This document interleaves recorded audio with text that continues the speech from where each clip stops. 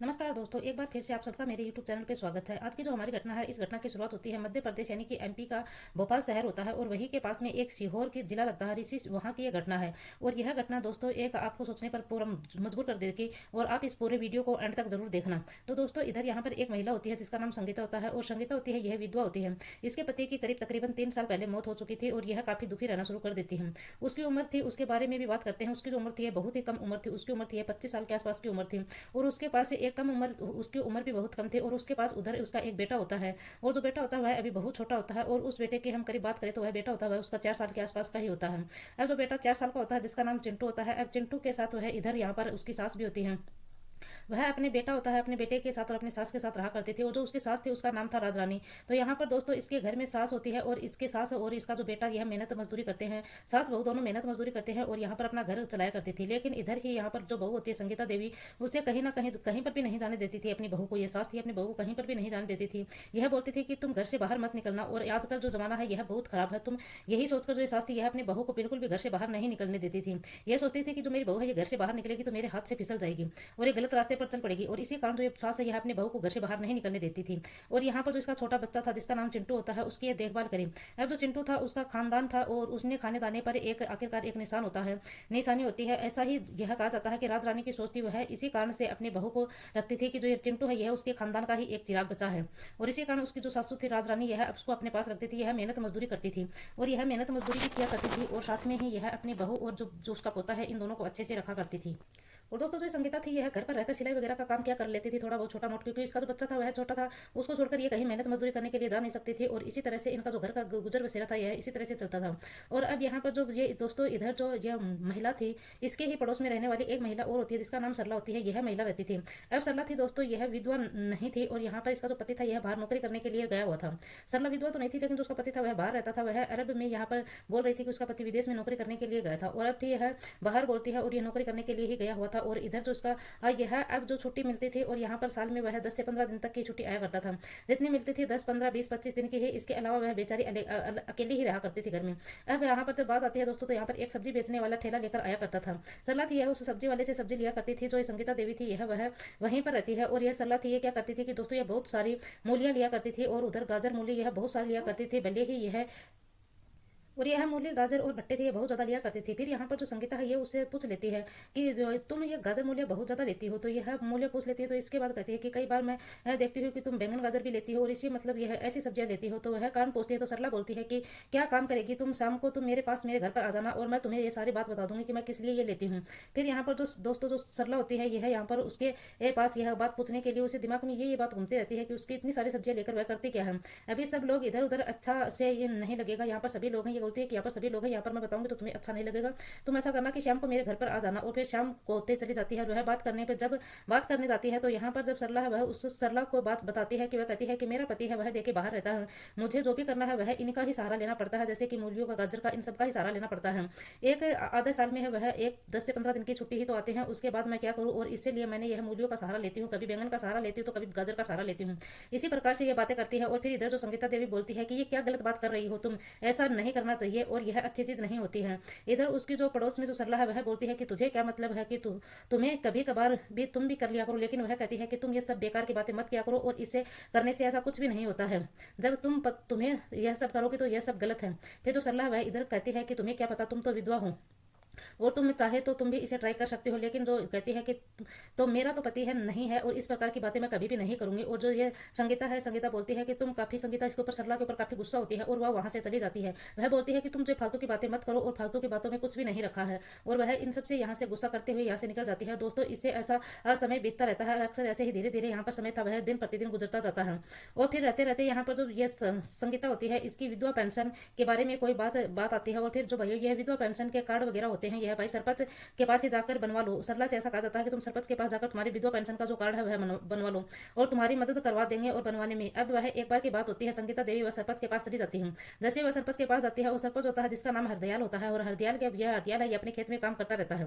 जैसे ही यह उस सरपंच के पास उसके खेत में जाती है उसे बोलती है कि भाई साहब मुझे मेरा विधवा पेंशन कार्ड बनवा दो और मुझे थोड़े से पैसे मिल जाएंगे, इससे हमारे घर की थोड़ी सी मेहनत जो की मदद हो जाएगी और हमारी थोड़ी सी गरीबी है वह दूर हो जाएगी। इस प्रकार की जो बात है संगीता बोलती है तो यह बोलता है जो हरदयाल सरपंच होता है ये बोलता है कि भाई ऐसा नहीं बनेगा, ये उसे बोलता है कि ऐसा नहीं बनेगा और उससे के बदले में तुम्हें मुझे कुछ ना कुछ चाहिए होगा। तो फिर ये विधवा महिला बोलती है कि मेरे पास तो कुछ भी नहीं है देने के लिए, मैं तुम मुझे क्या दूंगी, मेरे पास तो कोई पैसे वगैरह भी नहीं हूँ। लेकिन जो हरदयाल बोलता है कि तुम अगर चाहो तो कुछ भी कर सकती हूँ, वो तो तुम हो ना, तुम्हारे पास तो सब कुछ है। अब जो संगीता देवी है वह समझ नहीं पाती है। संगीता देवी बोलती है कि देखो तुम मेरे साथ वक्त बिताना पड़ेगा। सरपंच संगीता देवी से बोलता है कि तुम्हें मेरे साथ वक्त बिताना पड़ेगा, अगर मुझे खुश कर दोगी तो मैं तुम्हारा कार्ड बनवा दूंगी और तुम्हारी जिंदगी भर की जो पेंशन है वह मिलती रहेगी, तुम्हारा बच्चा भी खुश रहेगा और वह सही तरीके से पल जाएगा। और तुम्हारी जो सास है वह आजकल काम भी कर रही है और वह दिन प्रतिदिन वह कमजोर ही होती जाएगी, इससे उससे भी अच्छा आगे काम नहीं हो पाएगा। तो इस प्रकार की बातें होती है। इधर जो संगीता देवी है यह थोड़ा ना नुक्कर करती है, लेकिन पहले तो ये ना नुक्कर करती है और फिर ये सोचती है कि भाई अगर मैं एक बार इसके साथ समय बिता लूंगी तो इसमें कम से कम मेरा ये जो कार्ड विधवा पेंशन का कार्ड है यह तो बन जाएगा, मेरे बच्चे के भविष्य का सवाल है। तो जो हरदयाल से बोलती है कि ठीक है मैं तैयार हूँ। इसीलिए इस बार जो हरदयाल होता है, फिर यह हरदयाल है यह इसे यहाँ पर अपने खेत में ही एक कमरा बना हुआ है, उस कमरे में अपने साथ लेकर जाता है और वहां पर यह इसके साथ जब तक इसके साथ गलत काम करता है तब तक इस हरदयाल को संतुष्टि नहीं होती। इसके बाद यह जो सरला देवी होती है, जो संगीता देवी होती है, इसे कहता है कि यह कार्ड जो तुम्हारा ये विधवा पेंशन का जो कार्ड होता है यह मैं जो हमारे गांव का ई मित्र वाला है उसको मैं बोल दूंगा और वहां पर तुम चली जाना, वहां पर तुम्हारा जो कार्ड है ये बन जाएगा। और यहाँ पर जो ये बोलती है और फिर जो सरपंच साहब ये कह देता है कि मैं उसे तुम्हें बोल दूंगा, और सीएससी की एक शॉप होती है उस सीएससी सेंटर पर तुम चले जाना, वहां पर एक लड़का होता है जिसका नाम महेश होता है और महेश से मैं बोल दूंगा महेश तुम्हारा ये और कर देगा और उसका फोन नंबर मैं तुम्हें देता हूँ। और इसके बाद यह फोन कर देता है और तुम इधर जाओ और ऑनलाइन एक फॉर्मेलिटीज होती है, यह फॉर्मेलिटीज तुम पूरी कर देना और तुम्हारा कार्ड बन जाएगा। अब भाई यह जो संगीता देवी होती है सीएससी सेंटर पर जो पे एक शॉप होती है वहां पर ये पहुंच जाती है, महेश के पास जाती है। महेश को जो होता है सरपंच यह पहले ही फोन कर देता है, हरदयाल सरपंच होता है पहले ही फोन कर देता है और उसे बता देता है। फिर यहाँ पर जो महेश है यह दोस्तों यह भी नाले का ढिल्ला होता है, यह नाले का बहुत ही ढिल्ला होता है, यह भी आदमी मतलब भी होता है। यह बोलता है कि कल सुबह है तुम आना मेरे पास और अब बहुत ज्यादा भीड़ है। यह जो संगीता देवी उसको ऐसे ही बोलकर यहाँ से निकाल देता है दुकान पर, बोलता है कि तुम सुबह सुबह जल्दी आना, अब मेरी दुकान के ऊपर बहुत ज्यादा भीड़ है, एक टाइम मैं तुम्हें बता दूंगा। फिर यहाँ पर संगीता देवी देखती है कि ठीक है चलो मैं अब तो घर पर चलती हूँ। और इसी प्रकार संगीता देवी घर पर चली जाती है और उसकी सास है वह आ जाती है और राजरानी बोलती है कि तुम भाई कहाँ गई थी। तो राजरानी बोलती है कि मैं तो इतनी देर से तुम्हारा यहाँ कहाँ गई थी, मैं घर पर ही हूँ। लेकिन यह मना कर देती है और यह बाहर नहीं निकलती थी और इसीलिए जो संगीता देवी है उसकी सासू ये सरपंच हरदयाल के पास गई और वह कार्ड बनवाने के लिए विधवा पेंशन के कार्ड बनाने के लिए मैं वहां पर गई थी। संगीता देवी अपनी सास को बताती है कि मैं विधवा पेंशन का जो कार्ड है वह बनवाने के लिए सरपंच के पास गई थी और उसने कार्ड बनवाने के लिए हाँ कह दी है। तो फिर जो सास है यह कुछ नहीं बोलती है, ये कहती है कि ठीक है अच्छा चलो को घर के काम के लिए ही गई है और यहाँ पर थोड़े पैसे मिलेंगे तो थोड़ी हमारी ही मदद होगी।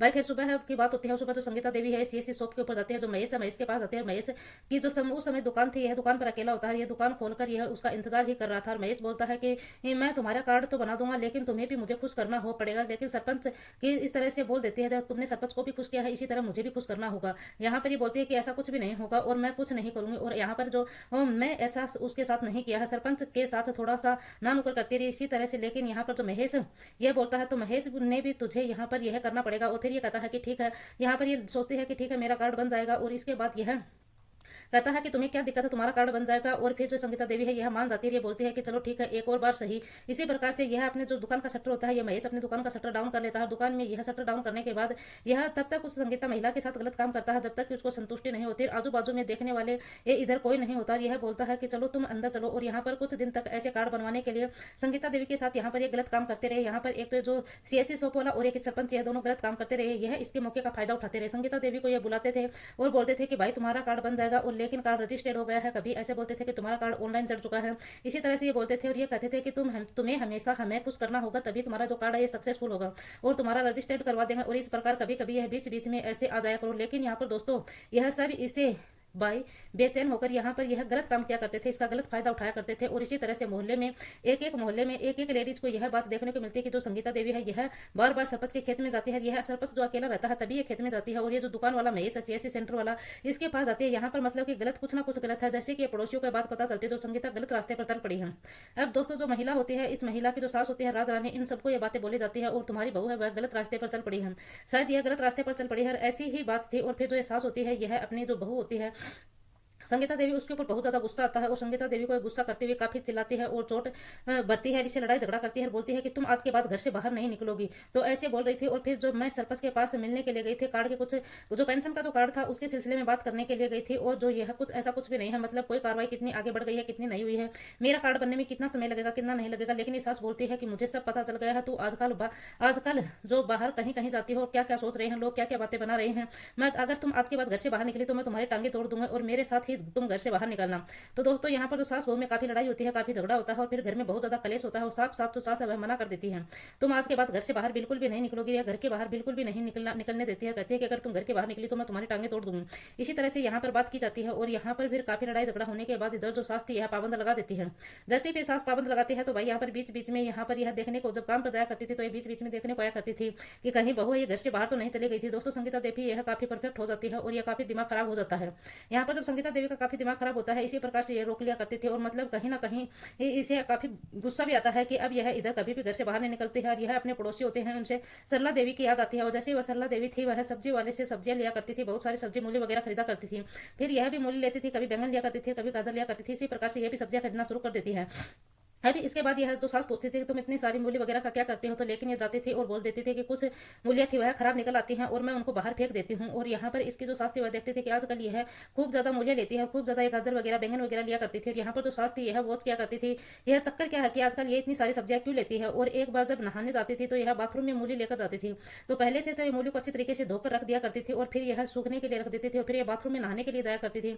तो यह मूली वगैरह या गाजर वगैरह लेकर जाया करती थी और पहले से ही जल्दी से नहा लेती थी और ये कई कई देर तक कई कई घंटे लगाकर नहाकर बाहर आती है। तो सास को यहाँ पर कुछ ना कुछ गड़बड़ लगती है और फिर सास यह यहाँ पर जो दरवाजा होता है उस दरवाजे को भी यह जो बहू होती है अंदर से बंद कर लेती है। भाई ये थोड़ा सास है यह यहाँ पर बहुत ही बेचैन रहती है और यहाँ पर यह झांक झांक कर देखने की कोशिश करती है, लेकिन यहाँ पर सास को कुछ ऐसा नजर आ जाता है जिससे कि सास के होश उड़ जाते हैं। सास होती है कि इसकी जो बहू है यह एकदम से गलत काम कर रही है और एकदम से इसकी बहू है यह गलत रास्ते के ऊपर चल पड़ी है। यहाँ पर राज रानी ये सास होती है, काफी गुस्सा आता है और काफी गुस्सा आता है, काफी सोचती है कि मैं अब इसको कैसे सबक सिखाऊं। इसके बाद ये क्या काम करती है, अब यह घर के अंदर जाती है और यहाँ पर घर के अंदर जाने के बाद जैसे ही यह दुकान के ऊपर एक शॉप के ऊपर जाती है वहां पर से सब्जियां खरीदती है और उन सब्जियों के साथ ये कुछ नींबू वगैरह भी खरीदती है। उसके बाद जो बहू होती है यह अगले दिन नहाने के लिए जाती है, उससे पहले जो एक मूली धोकर ये सुखाती है उसके ऊपर जो सास है यह उसके ऊपर नींबू रगड़ देती है और जैसे ही यह उसके ऊपर नींबू लगा देती है उसके बाद जो बहू होती है यह नहाने के लिए जाती है और जो साथ में बाथरूम में यह एक मूली को लेकर जाती है। इससे जो इसकी ये बहू होती है यह सोचती है कि आज जो यूज में लेती है उसके बाद ये इस्तेमाल करने के बाद इसे काफी बहुत ज्यादा दर्द होता है और बहुत ज्यादा इसे बेचैनी होती है, बाथरूम से निकलती है काफी परेशान हो जाती है। वह सोचती है कि आखिरकार ऐसा क्या हुआ। दोस्तों उसके बाद यह अपने जो नीचे का हिस्सा शरीर होता है उसमें इन्फेक्शन हो जाता है और यह डॉक्टर के पास जाती है। डॉक्टर वगैरह होते हैं यहाँ पर इसका इलाज करते हैं, वह बोलते हैं कि तुमने यहाँ पर जरूर न कुछ गलत काम किया, इसकी वजह से इन्फेक्शन हो चुका है, इन्फेक्शन के कारण इसके बहुत लंबे समय तक इसका ट्रीटमेंट चलता है। उसके बाद डॉक्टर कहते हैं कि आपको एक बार अपने शरीर का ध्यान रखना होगा, यहाँ पर कुछ भी गलत कदम मत उठाइए, कुछ गलत हरकत मत कीजिए और आपकी दवाइयां हैं यह लंबे समय चलेंगी, उसके बाद आपका इलाज हो जाएगा। यहाँ पर कुछ लंबे समय तक इसकी दवाइयां वगैरह चली थी और उसके बाद इसका इलाज हो जाता है और यहाँ पर जब इसका इलाज अच्छे से हो जाता है और फिर यहाँ पर कुछ ना कुछ साहस और यह डाइट वगैरह इस तरीके से ये क्या करती थी। और यहाँ पर ये जो मूली थी यह रखी हुई थी, एक बार फिर से जो थी यह बहू है इसी तरह से हरकत करना शुरू कर देती है। फिर से जो सास है यह यहाँ पर उस मूली के ऊपर यह नींबू लगा देती है और जैसे सोचती है तो यह वो फिर जैसे ही ये सास ऐसे हरकत करती है तो ये बहू फिर से देख लेती है और फिर यहाँ पर जैसे सास बहू देख लेती है तो फिर इन दोनों में यहाँ पर लड़ाई झगड़ा होना शुरू हो जाता है। फिर यहाँ पर जैसे ये सास देख रही थी इसने बहू से कहा कि तुम ये गलत काम कर रही हो, इसी वजह से मैंने ये सब किया था। तो फिर ये सास बहू है ये यहाँ पर अपने सास के साथ बहुत ज्यादा लड़ाई झगड़ा करना शुरू कर देती है कि मेरा पति है नहीं, मैं ये सब नहीं करूँ तो क्या करूँ। यहाँ पर फिर इन दोनों के बीच में हाथापाई होना शुरू हो जाती है। पहले तो ये दोनों मुंह से गाली गलौज करके लड़ाई कर रही थी, फिर यहाँ पर दोनों में हाथापाई शुरू हो जाती है। हाथापाई इस तरह से होती है कि जो सास होती है इसको धक्का लग जाता है। जब ये बहू इस सास को धक्का देने की कोशिश कर रही थी तो इसका जो सर है एक नकुली धारदार कोई चीज रखी हुई थी उस चीज के ऊपर जाकर टिक जाता है। जब इसमें खून बहने लग जाता है सास के सिर में तो भाई इस प्रकार से कुछ देर के बाद यहाँ पर जो मोहल्ले वाले वह देखकर हैरान हो जाते हैं। इधर जो सास थी उसके माथे में खून बह रहा था और इसको कोई फर्क नहीं पड़ रहा था। संगीता देवी तो वह उसको मारने में बार बार उसको मारने में ही लगी हुई थी और मोहल्ले वाले हैं वह उसको पकड़ते हैं। पकड़ने के बाद जो सास होती है उसको अलग करते हैं और फिर जो सास होती है उसको अस्पताल में पहुंचाया जाता है और यहाँ पर सास होती है जो 2 दिन के बाद उसकी मौत हो जाती है और उसका ब्रेन हेमरेज हो जाता है। उसकी वजह से जो उसकी उम्र थी वह भी काफी हो चुकी थी और उसके शरीर में जो ब्लड था वह भी काफी बह चुका था और वह पहले से ब्लड प्रेशर और शुगर की पेशेंट थी और इसी वजह से उसकी मृत्यु हो जाती है। इसकी मृत्यु के बाद जो संगीता था, संगीता के मोहल्ले वालों ने यहाँ पर सब सुना था और पुलिस को यह संगीता को पकड़ा देते हैं। और जैसे ही जो संगीता देवी है वह फिलहाल जेल में है और उसका जो भाई एक छोटा सा बच्चा था वह है जो आप पहले ही छोटा बच्चा था और जो संगीता है वह यह बच्चा था ये संगीता के देवर के पास होता है और जो देवर होता है वह उसको शहर में नौकरी कर रहा होता है। फिलहाल उसकी देख रेख वही हो रही है। और इधर जो दोस्तों यह वीडियो खत्म होती है। आपको इस वीडियो के बारे में हमारी ये क्या राय है इस वीडियो के ऊपर हमें कमेंट बॉक्स में जरूर बताना। दोस्तों इस पूरी घटनाक्रम का सुनाने का उद्देश्य मेरा किसी को दिल को ठेस पहुंचाना नहीं है, किसी को परेशान करना नहीं है, बल्कि आपको जागरूक करना है, सचेत करना है। और फिर हम मिलेंगे एक नई और वीडियो के साथ। तब तक के लिए जय हिंद जय भारत।